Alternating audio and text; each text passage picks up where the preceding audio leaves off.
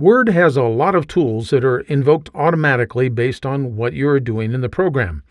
If these tools interfere with how you want to use the program, you'll want to become familiar with the Word Options dialog box.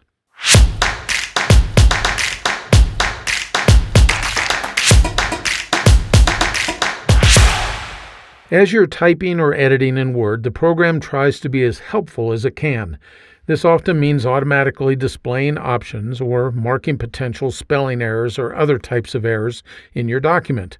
You may consider this attempt at helpfulness to be intrusive or distracting and therefore something that destroys your efficiency. Fortunately, most of these automatic tools can be turned off if you find that they're not helpful. If you want to control all the tools that Word displays, the place to start is with the Word Options dialog box. To display the dialog box, jump over to the File tab of the ribbon, then click on Options down at the very bottom of the left-hand side. That displays the dialog box that you want to work with. Note the tabs at the left side of the dialog box. These are nothing more than categories of options that are available in Word.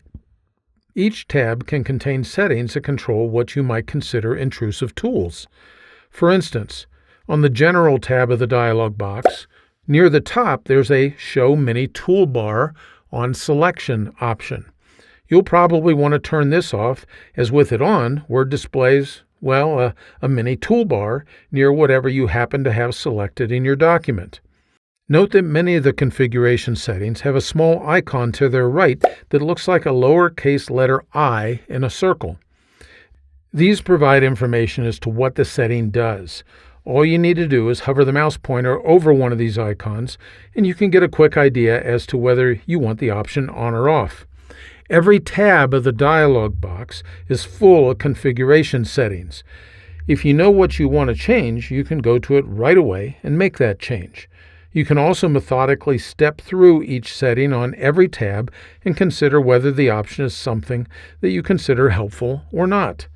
For instance, if you don't think that it's helpful that Word displays potential spelling or grammar errors as you type, then you'll want to display the Proofing tab right over here, and then you can make changes within this tab of the dialog box to control what's checked and when it's displayed.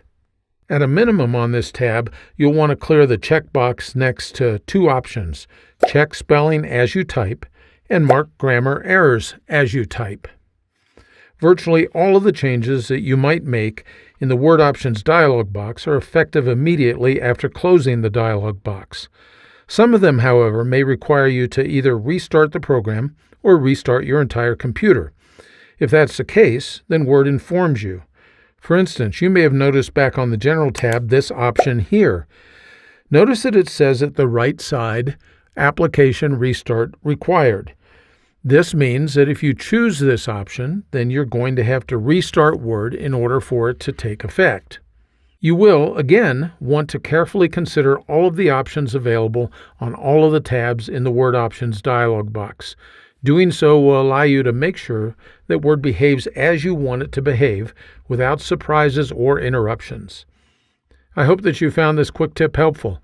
If you did, you might consider signing up for my Word Tips newsletter.